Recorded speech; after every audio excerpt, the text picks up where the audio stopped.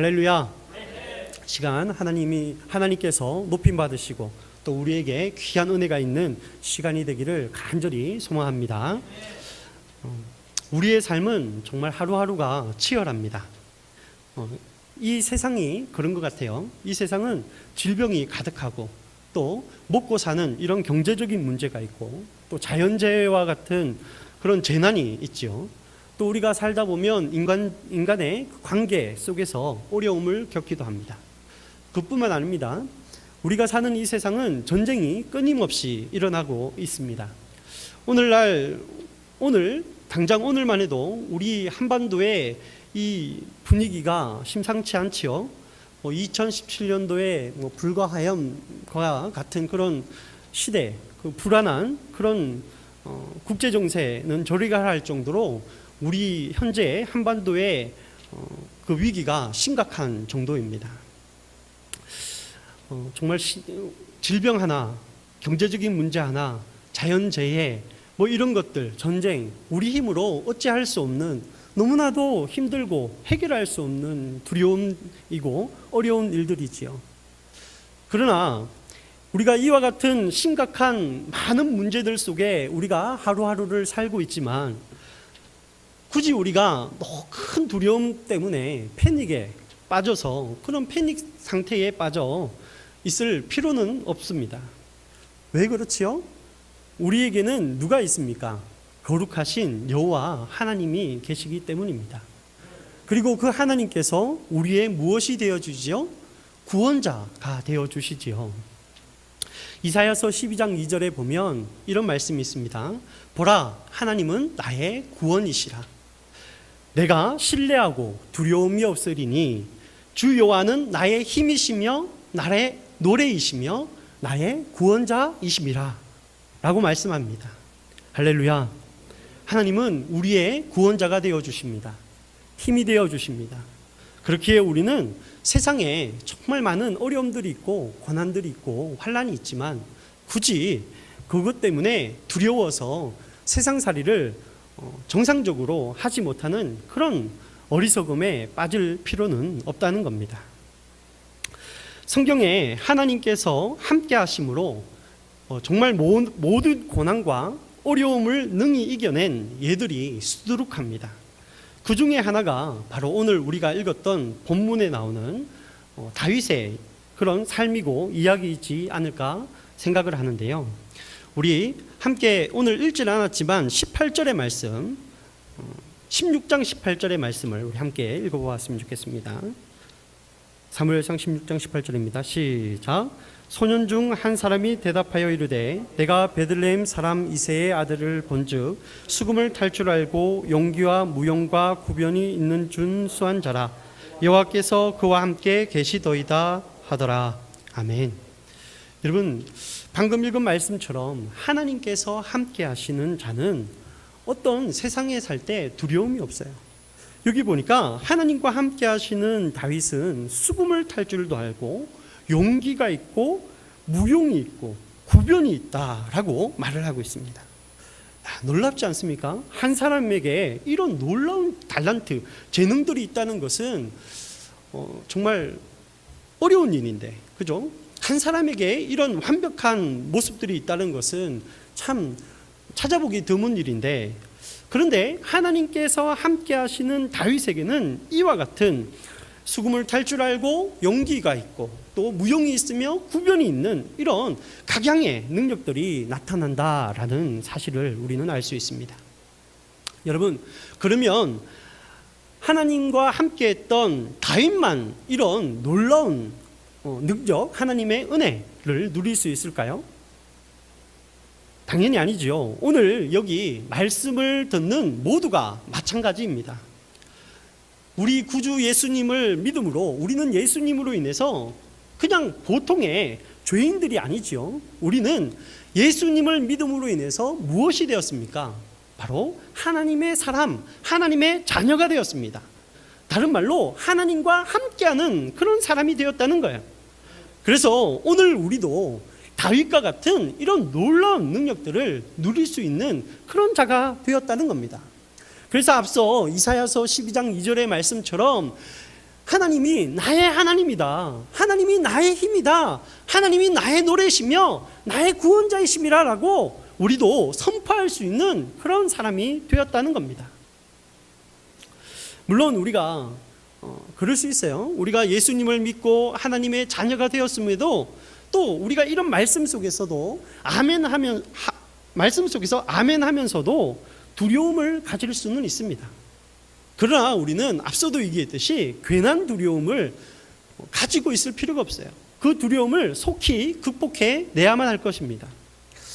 제가 이제 한참 전에 새벽 예배 때 이제 교회를 오는데 우리 집에서 교회 오는 길이 멀지 않잖아요. 그래 오는데 새벽에 어떤 남녀가 막 큰 소리 치며 싸우고 있는 거예요. 그런데 저는 좀 이렇게 뭐랄까 그 두려운 마음이 많은 사람이에요. 근데 남녀가 싸우고 있는데 갑자기 두려운 마음이 드는 거예요. 막 무섭더라고요. 야, 내가 지금 교회로 가야 되는데 저기 두 개 앞에 있는데 내가 어떻게 해야 되나? 야, 저 남자를 내가 뜯어말릴 수 있을까? 여자를 괴롭히는? 그럼 막 두려운 마음이 들더라고요. 그래서 여러분, 제가 어떻게 했을까요? 저에게는 누가 같이 있다고요? 하나님이 함께 있죠. 그죠? 예수님, 하나님이 함께 있어요. 그래서 제가 무엇을 했겠습니까? 그 짧은 순간에 기도를 했죠. 하나님 도와주세요. 나 너무 무서운데 어떻게 하면 좋습니까? 기도를 했습니다. 그렇죠. 우리 비센 선생님 등치 정도면 하나도 안 무서울 수 있어요. 근데 저는 무섭더라고요. 그래서 하나님께 기도했습니다.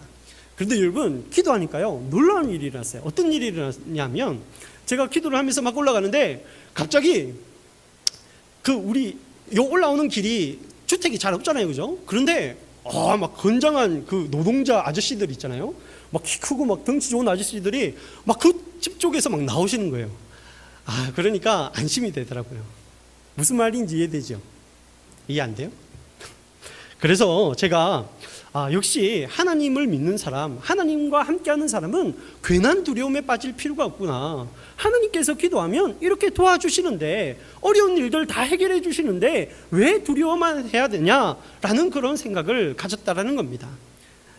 오늘 여러분들도 이 자리에 있으면서 예수님을 믿으면서 하나님과 함께하고 있다는 사실을 기억하시기 바랍니다. 정말 두려운 상황 속에서도 두려워하지 않기를 축복합니다. 그러나 앞서도 얘기했듯이 우리가 대개 신앙인들이 삶을 살아갈 때, 어려운 문제를 만났을 때, 정말 그 두려운 상황을 속에 맞닥뜨렸을 때 어떻게 반응을 하지요? 대부분 두려움에 빠지는 거예요. 현실은 쉽게 두려움에 사로잡힌다는 겁니다. 제가 또 목사님과 함께 어디를 갔다가, 저는 차 안에 대기하고 있고 목사님은 볼일보러 어디 잠깐 가셨어요. 그런데 차에 앉아 있는데 갑자기 계속 툭 이런 소리가 차에서 들리는 거예요. 차에서 들리면 안 되는데, 처음에는 그냥 뭐가 부딪히나 보다 이렇게 생각을 했어요. 근데 이게 계속 또 한참 있다가 이러는 거예요. 그러니까 제가 이제 그때부터 두려운 마음이 또, 제가 쫄보잖아요. 두려운 마음이 또 들기 시작하더라고요. 그래서 창문을 이렇게 사이드 미러를 열어가지고 이 옆에 누가 있는지 보고 아무도 없는 거야. 그런데 좀 있으니까 또 툭 이러는 거예요. 와, 여러분 얼마나 무섭겠습니까? 혼자 있는데. 여러분, 그런데 제가 무슨 소리가 계속 찾아보는데 나중에 알고 봤더니 제가 다리를 막 떨다가 옆에 뭔가에 부딪히는 거예요. 다리를 떨다가 툭. 그러니까 내가 쳐다보면 또 가만히 소리가 안 나는 거죠. 제가 가만히 있으니까. 여러분, 이렇게 우리는 두려움에 쉽게 빠지는 거예요. 두려워하지도 않아도 되는데 자꾸만 작은 일에도 두려움에 빠지는 겁니다. 내 스스로가 자꾸 두려워하니까 더 큰 두려움에 자꾸만 빠져들어간다는 겁니다.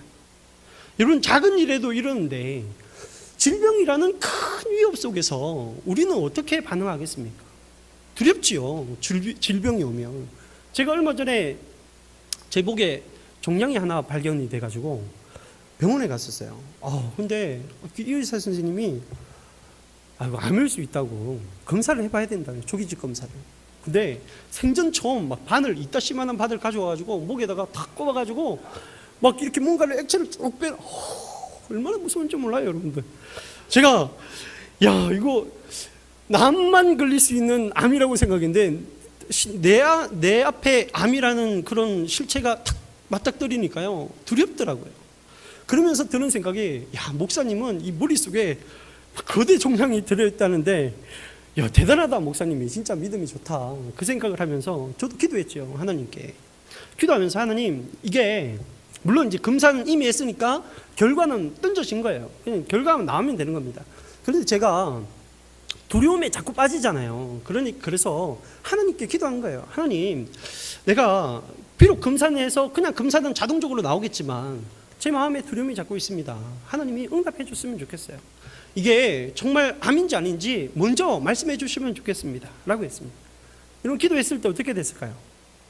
하나님이 응답해 주시는 겁니다. 여러 방면으로 응답해 주시더라고요. 참, 여러분, 하나님과 함께함이 이렇게 좋은 겁니다. 여러분, 제가 우리 교회가 지금 코로나를 겪었잖아요. 그죠? 말로만 듣던 다른 교회 일이고 다른 사회 사람들의 일인 줄 알았던 그 코로나가 우리가 겪었어요. 여러분, 근데 제가 그 코로나 지금 걸려서 병원에 계신 분들에게 전화를 이렇게 걸어보니까 한 성도가 이런 말을 하더라고요. 코로나 다른 분들은 안 걸렸으면 좋겠다고. 제가 왜 그러냐라고 했더니 너무 아프다는 거예요.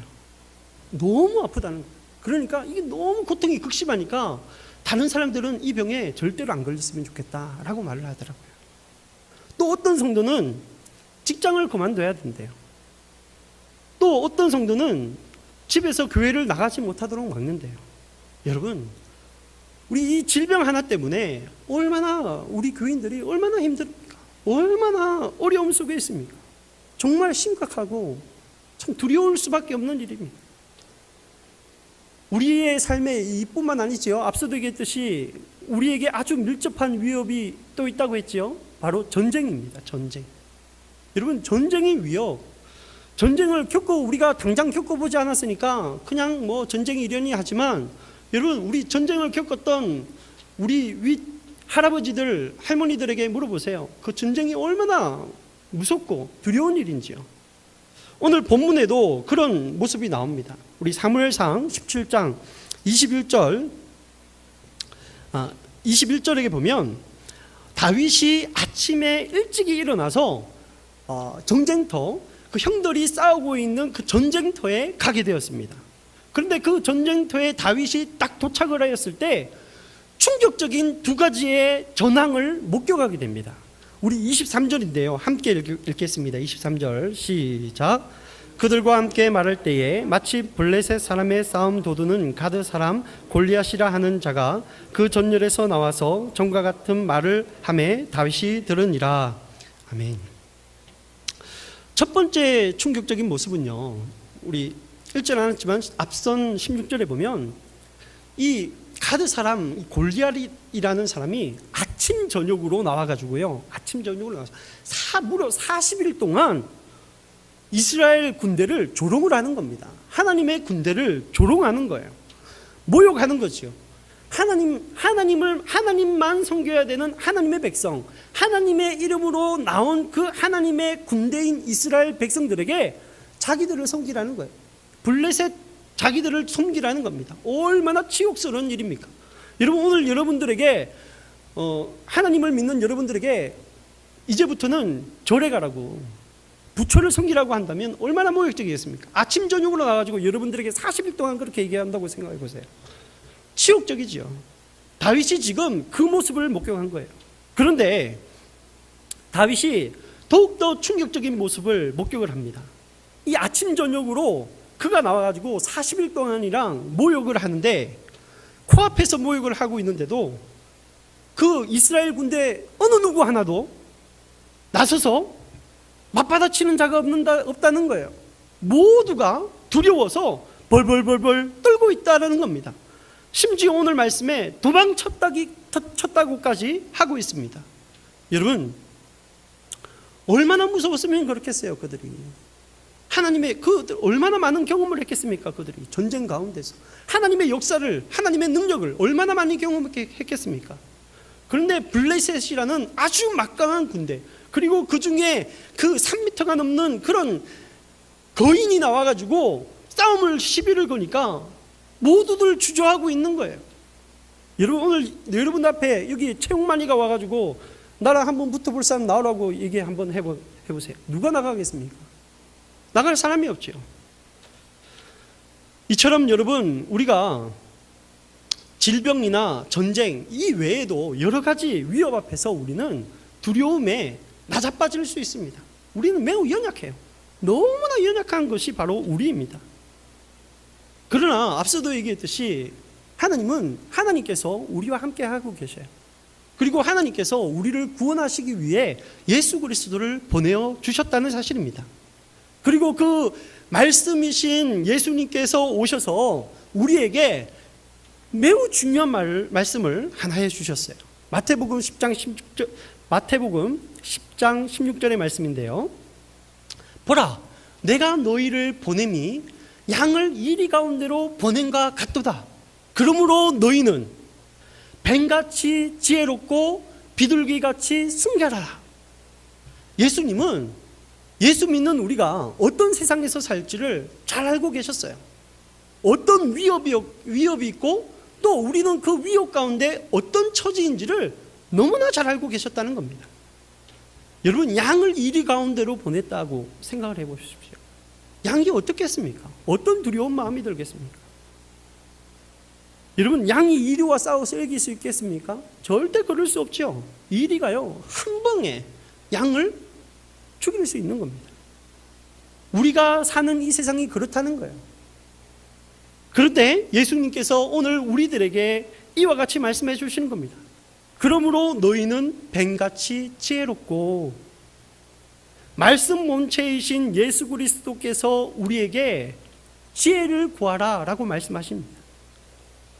여러분, 지혜는 어떻게 구할 수 있겠습니까? 하나님을 경외하는 자, 하나님의 말씀을 주야로 묵상하는 자, 하나님의 말씀에 순종하는 자가 바로 삶의 지혜를 가진 자인 줄 믿으시기 바랍니다. 여러분, 또 이 교회에서 결정한 일들에 순종하는 것도 삶의 지혜가 있는 자입니다. 여러분, 제가 앞서 얘기했듯이 우리 이 일을 당하고 나서 참 중요한 거를 생각을 했어요. 우리가 이 코로나에 대해서 안일하게 생각 말고 이제는 마스크 꼭 쓰고 손소독 철저히 해야 되겠다라고 생각을 했습니다. 오늘 여기 계신 성도님들도 또 유튜브를 보는 다른 모든 교회의 성도님들도 교회에서 꼭 마스크 쓰시고 꼭 손소독하시고 꼭 그렇게 하시기 바랍니다. 여러분, 이 정말 장난이 아니잖아요. 여러분, 우리 107명이 자가격리했어요. 여러분, 그게 얼마나 또 8명의 성도가 병원에 있습니다. 고통 가운데 있어요. 그 삶이 어떻습니까? 그러니 우리는 그냥 아무렇게나 살아서는 안 되고 지혜롭게 살아야 된다는 것이 예수님의 말씀이고, 우리도 그렇게 지혜롭게 살아야 될 줄 믿습니다. 그러기 위해 우리는 우리가 해야 될 일을 다 해야 되는 거예요. 뱀같이 지혜로워야 되는 겁니다. 야가 빠지게 지혜로워야 되는 겁니다. 둘째는 예수님께서 우리에게 이렇게 말씀하시죠. 비둘기같이 순결해 라고 말씀하고 계십니다. 여러분, 비둘기같이 어떻게 순결해질 수 있겠습니까? 우리가, 죄인된 우리가 어떻게 순결해질 수 있겠습니까? 다른 거 없지요. 예수님의 이름으로 하나님께 회개기도하여 순결하게 될 줄 믿습니다. 우리가 하나님께 그 예수의 이름으로 하나님께 간절히 나의 죄를 고백하면 하나님께서 우리의 기도를 들으시고 우리의 죄를 용서해 주시는 줄 믿습니다. 우리가 잘 아는 역대하 7장 14절의 말씀이 있죠. 질병이 당하거나 어떤 어려움이 당했을 때 어떻게 하라고요? 내 이름으로 일컫는 내 백성이 그들의 악한 길에서 떠나 스스로 낮추고 기도하여 내 얼굴을 찾으면 내가 하늘에서 듣고 그들의 죄를 사하고 그들의 땅을 고칠지라 말씀하셨습니다. 오늘 우리가 순결해지기 위해서, 우리의 죄를 용서함 받고 순결해지기 위해서 하나님께 나의 죄를 고백해야 되는 것이 중요한 줄 믿으시기 바랍니다. 사실 오늘 본문은 6월 이 호국의 달을 맞아서 이전에 준비해 놓았던 말씀인데 이렇게 좀 수정을 했어요. 오늘에 맞게. 여러분, 이 호국의 달 6월은요, 제게 굉장히 특별한 그런 달, 한 달입니다. 왜냐하면 바로 제 생일이 있기 때문에 그래요. 그리고 여러분, 저의 형의 생일도 이 6월에 있습니다. 그리고 음력이지만 우리 아버지 생일도 거의 6월 달에 있어요. 그러니까 이 6월 달은 굉장히 저에게 특별한 달일 수밖에 없습니다. 그런데 여러분, 그냥 단순히 제 생일이 6월에 있어서 특별하다는 게 아니라 제 생일이 6월 6일입니다. 6월 6일이 뭐죠? 현충일입니다. 현충일. 여러분, 그래서요, 저는 어릴 때부터 이 현충일이 뭔지에 대해서 굉장히 관심이 많았고, 또 그 관심을 통해서 알아보니까 1950년도 6월 25일 날 우리 한국에 한국전쟁이 일어났죠. 6.25 전쟁이 일어났습니다. 그 전쟁에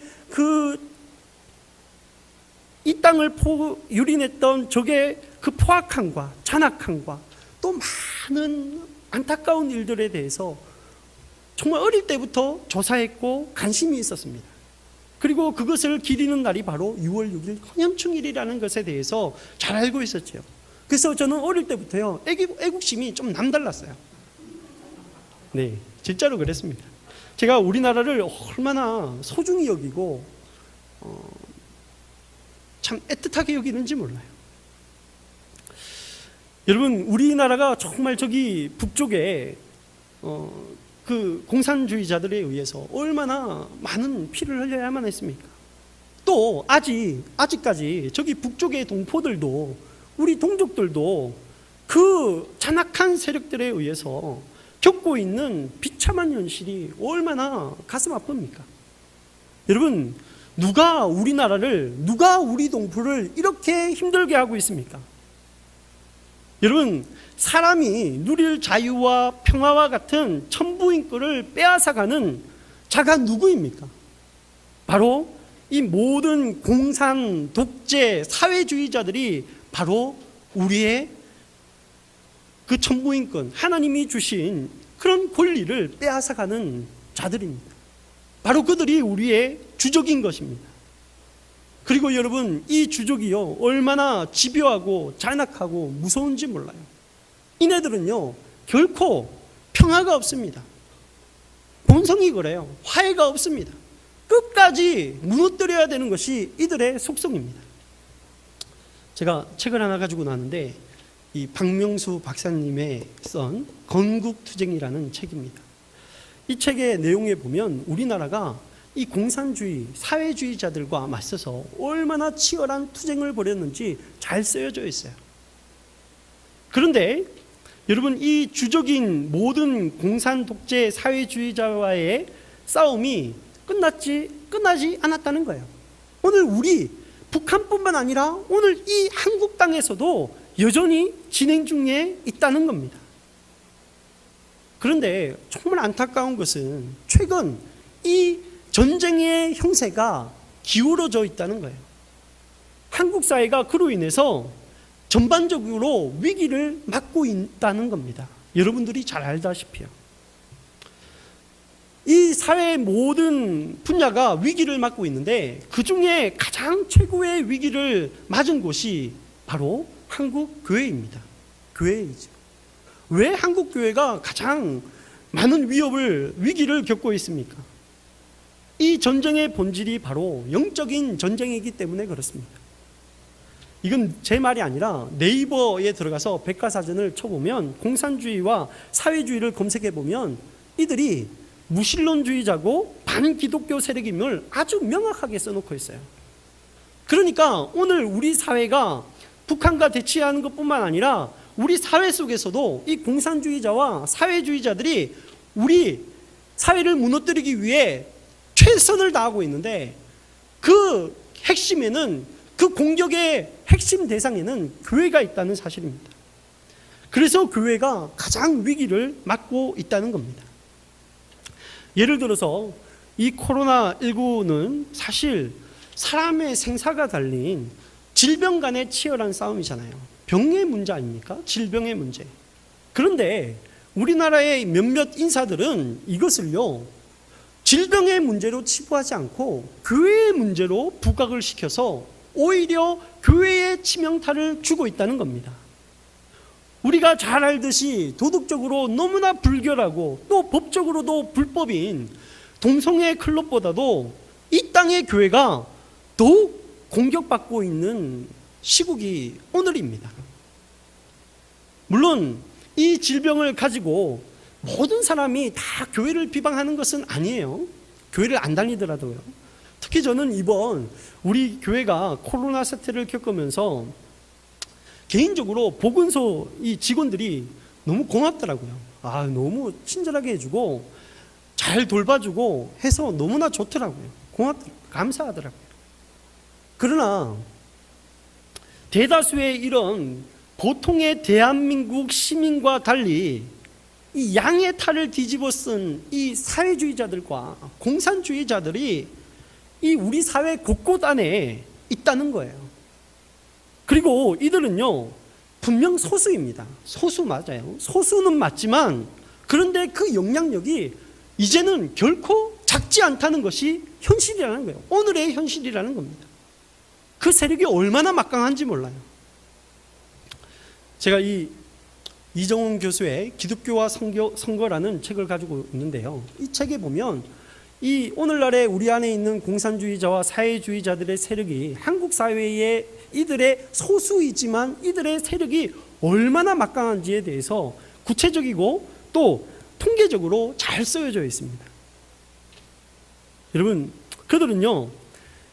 이들은 공산주의자임에도 불구하고 사회주의자임에도 불구하고 우리 자유민주주의를 잘 연구를 해가지고 이 민주주의 사회의 특성을 잘 연구해가지고 아주 민주주의의 핵심이라 할 수 있는 국민의 힘을 잘 이용하고 있습니다.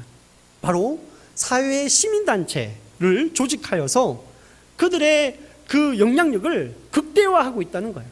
시민단체, 요즘 시민단체 앞에 공무원 꼼짝도 못 하잖아요.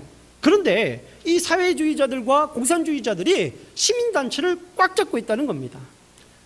이 책에 의하면 노동계는 민주노총, 교육은 종교조, 법조계는 민주사회를 위한 변호사 모임인 민변, 그리고 참여연대 등 수많은 그런 좌파인 시민연대 등이 연합을 해서 모든 전반적인 우리 한국 사회를 꽉 잡고 있다는 겁니다.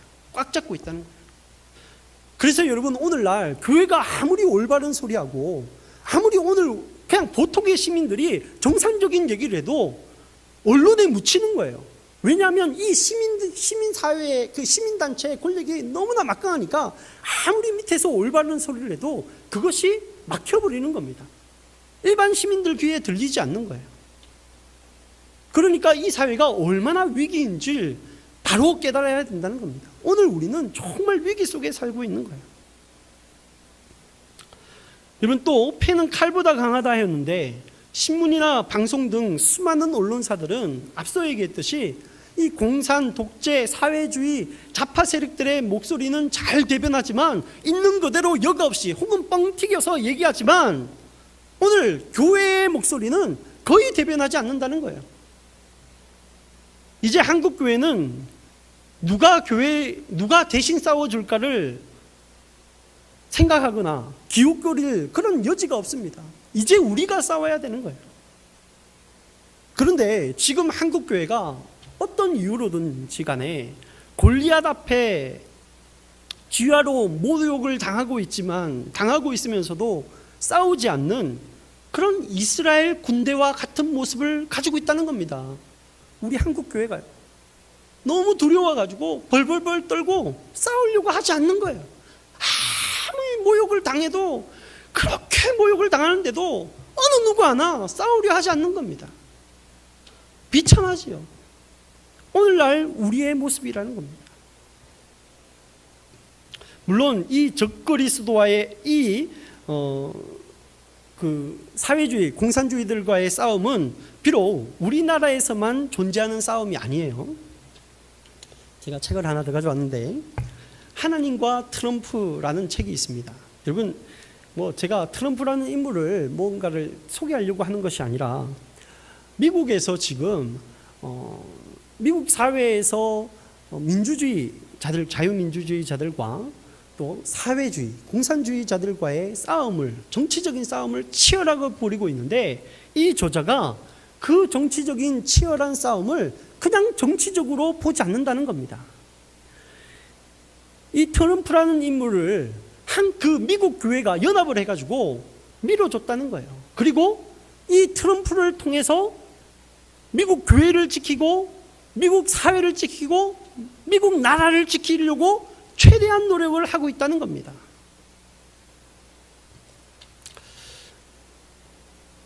여러분, 그러나 오늘날 우리 한국 교회는 미국처럼 그렇게 조직적으로 잘 교회가 하나 되어서 연합하여서 잘 대적하지 못하고 있는 것이 현실이지요.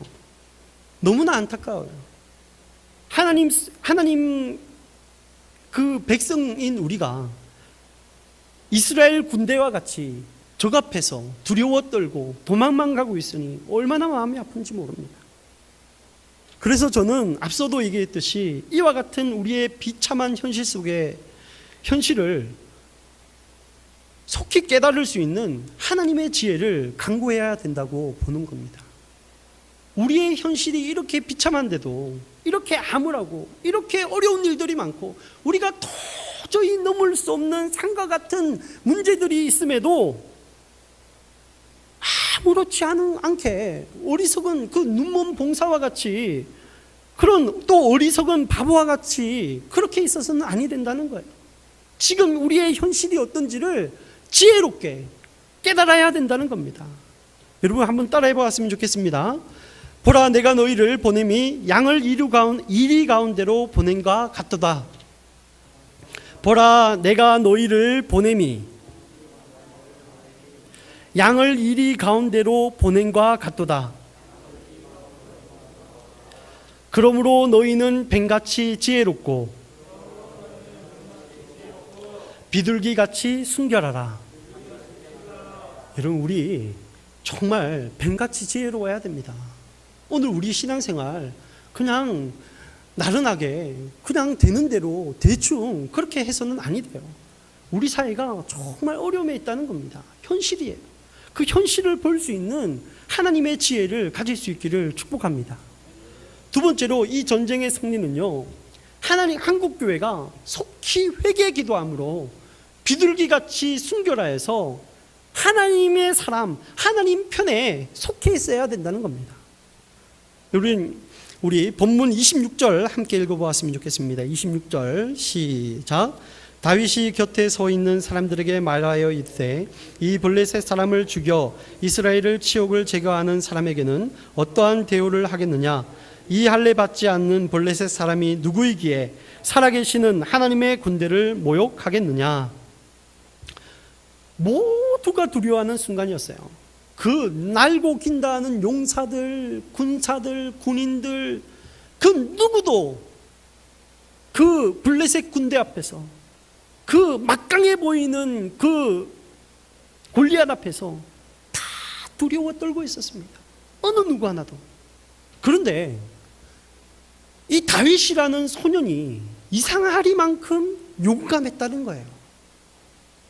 여러분, 어떻게 다윗이 이와 같을 수 있냐는 겁니다. 이 할례 받지 않은 블레셋 사람이 누구이기에 살아계시는 하나님의 군대를 모욕하겠느냐? 어떻게 그럴 수 있습니까? 이거는요, 이 다윗이라는 사람이 살아계신 하나님과 함께하는 순결한 사람이 되었기 때문입니다. 오늘날 우리도 말씀의 본체이신 예수 그리스도의 말씀을 온전히 순종하면서 뱀처럼 지혜로워지고, 또 예수의 이름으로 하나님을 찾고 찾으며 부르짖고 부르짖어 회개기도하여 하면 우리가 죄 사함을 받게 되는 거예요. 그러면 우리가 예수 그리스도의 보혈로 그렇게 나의 모든 죄악을 정말 간절하게 하나님 앞에 내어놓고 기도하여 죄의 그 해결함을 받으면 우리가 성령 충만함을 입어 비둘기같이 순결하게 된다는 겁니다. 우리 교단식으로 말하면 성결한 그런 성결인이 되는 거예요. 우리가 이렇게 순결해지면 하나님의 지혜와 하나님의 능력과 하나님의 용기가 우리 안에 생겨난다는 겁니다. 할렐루야. 여러분, 다윗의 인생을 한번 보십시오.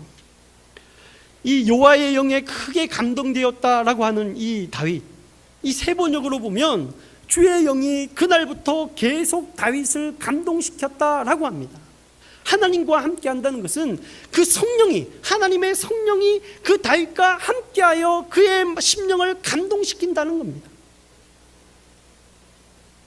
성령과 함께한 이 다윗은 그 삶이 변화된 거예요. 이전과 같지 않았다는 겁니다. 두려움에, 사람이라면 누구나 두려울 수밖에 없지만 성령님과 함께함으로 그 두려움을 이길 수 있는 자가 되었다는 겁니다. 그리고 실질적으로 그 다윗의 삶은 승리가 가득한 인생이 되었다는 거예요. 우리 34절과 36절의 말씀 한번 읽어보면 좋겠습니다. 34절과 36절 시작. 다윗이 사울에게 말하되 주의 종이 아버지의 양을 지킬 때에 사자나 곰이 와서 양떼에서 새끼를 물어가면 내가 따라가서 그것을 치고 그 입에서 새끼를 건져내었고 그것이 일어나 나를 해하고자 하면 내가 그 수염을 잡고 그것을 쳐 죽였나이다. 주의 종이 사자와 곰도 쳤은즉 살아계신 하나님의 군대를 모욕하는 이 할례 받지 않은 블레셋 사람이리까 그가 그 짐승의 하나와 같이 되리이다. 아멘. 여러분, 성령 하나님과 함께 하니까 여러분 그냥 두려움이 사라진 것이 아니라 그 삶에 그 승리가 있는 거예요. 능력이 있는 겁니다. 그러니까 당연히 골리앗 보고도 웃은 거지요. 사자도 이겼는데, 곰도 이겼는데 골리앗 뭐가 무서워요? 하나도 안 무서운 거죠. 여러분, 하나님과 함께하는 사람, 비둘기같이 순결하여 그 성령 충만함을 입은 그 사람, 그 성결한 사람, 그 순결한 사람은요 바로 이 다윗과 같은 인생을 살게 되는 겁니다. 여러분, 그리고 성령 하나님이 함께하니까 무엇보다 이 다윗 안에 참 신앙이 생긴 거예요. 올바른 신앙, 그 올바른 신앙관이 바로 잡히게 되는 겁니다. 우리 37절 말씀 함께 읽습니다. 시작. 또 다윗이 이르되 여호와께서 나를 사자의 발톱과 곰의 발톱에서 건져내셨은즉 나를 이 블레셋 사람의 손에서도 건져내시리이다. 사울이 다윗에게 이르되 가라, 여호와께서 너와 함께 계시기를 원하노라. 아멘. 여러분, 성령 하나님께서 함께 하시니까 비둘기같이 순결하게 되니까 성령님이 함께 하게 되니까 이 다윗은요 이 전쟁의 승패가 어디에 있는지를, 승패가 어디 있는지를 분명하게 깨닫는 거예요. 제대로 아는 거지요. 하나님이 함께 하심으로 이기게 된다는 겁니다. 여호와께서 나를 이기게 하신 것처럼 살아계신 여호와께서 저 블레셋 사람의 손에서도 건져내실 것이라는 확실한 믿음을 가지게 된다는 거예요. 올바른 신앙을 가지게 된다는 겁니다. 오늘 여러분들에게도 이와 같은 올바른 신앙관이 생길 수 있기를 축복합니다. 그러기 위해서는 어떻게 해야 된다고요? 순결해져야 되는 거예요. 성령 충만 받아야 되는 겁니다. 성령 충만 없이 제대로 된 신앙관을 가질 수가 없어요. 여러분, 교회에 수많은 성도들이 있는데 여러분 누가 올바른 신앙관을 가질 수 있습니까? 100%다 신앙, 교회에 있다고 다 올바른 신앙관을 가지고 있습니까? 그렇지 않음을 잘 알잖아요. 순결해져야 되는 겁니다. 성령 충만을 받아야 되는 거예요. 할렐루야, 할렐루야. 여러분, 하나님이 함께 하심으로 참 신앙을 가진 다윗은요 정 앞에서 괜한 두려움에 벌벌 떨지 않았습니다. 여러분, 다윗만 이런 놀라운 하나님의 은혜를 누릴 수 있다고 했습니까? 아니죠. 오늘 여기 말씀을 듣는 우리 모두가 누릴 수 있습니다. 누리고 있는 사람도 있겠지만 누릴 수 있다는 거예요. 왜요? 오늘 우리 다윗 같은 경우는 하나님께서 전적인 은혜로 택하여서 불러서 그에게 성령을 주셨고 또 오늘 우리에게도 예수 그리스도를 보내어 주셔서 그 은혜로 우리가 누구 되었으니까? 하나님의 자녀 되었으니까 하나님의 영과도 함께 할 수 있는 자격을 얻었다는 거예요. 자격이 있는데 왜 그거를 못 누리냐는 겁니다. 누릴 수 있다는 거죠. 혹시나 싶어 말씀드리지만 여러분, 우리 사회 안에 반기독교 세력들이 있죠. 성경적으로 얘기하면 적그리스도입니다. 적그리스도가 안티크리스찬이잖아요, 그죠? 적그리스도, 반기독교 세력이 있어요, 우리 사회 안에. 그리고 이 세력이 막강합니다. 정말 막강하다고 얘기했어요. 그런데 여러분, 우리가 그 막강한 세력과 과거처럼 싸우면 안 되는 거예요.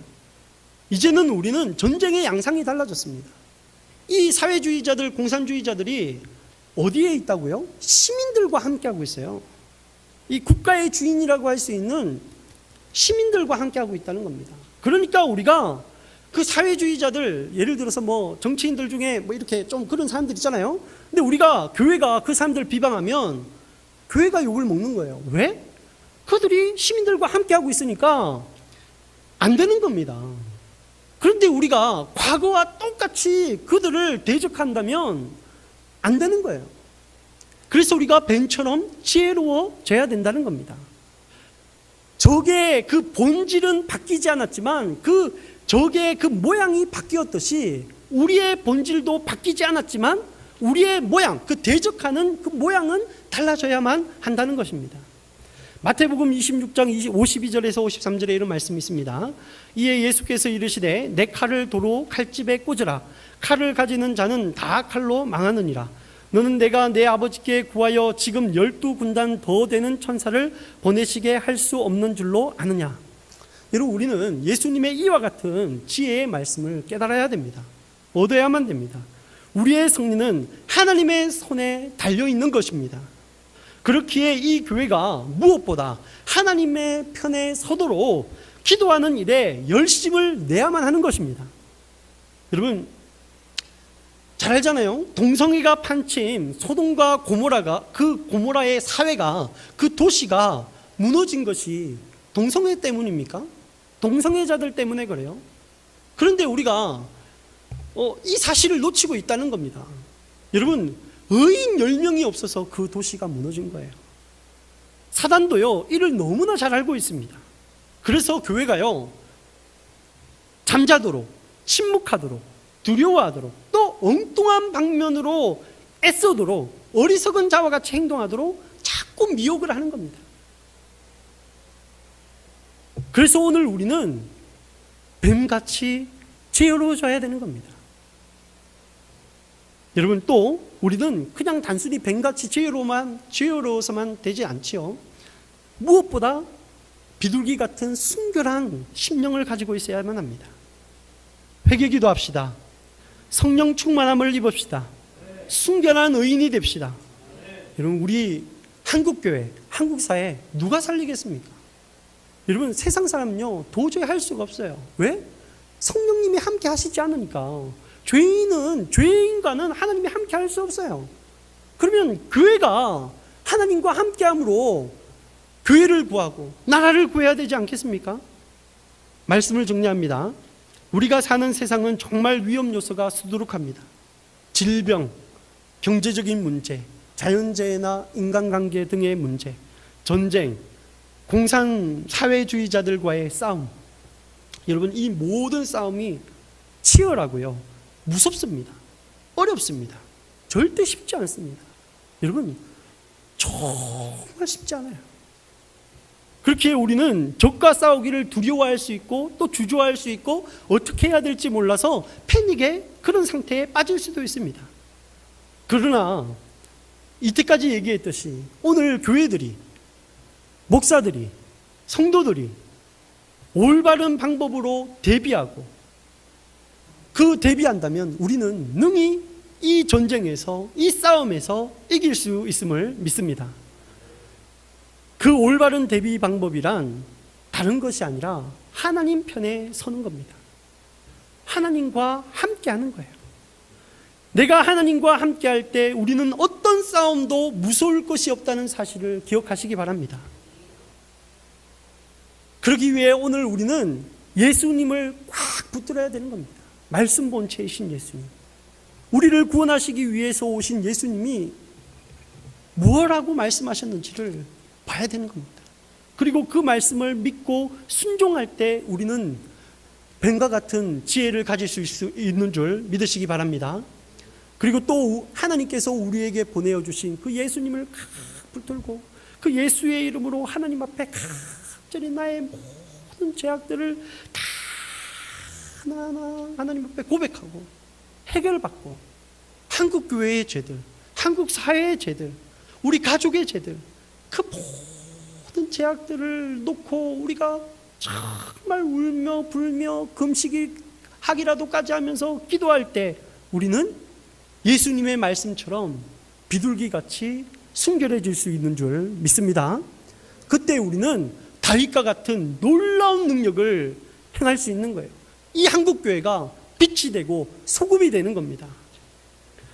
오늘 이 자리에 있는 모두가, 또 말씀 듣는 모두가 예수님을 꽉 붙들고 지혜를 얻고 순결해질 수 있는 성령 충만한 모두가 될 수 있기를 축복합니다. 주 예수를 믿으라. 그리하면 너와 내 집이 구원을 받으리라. 그렇게 될 줄 믿습니다.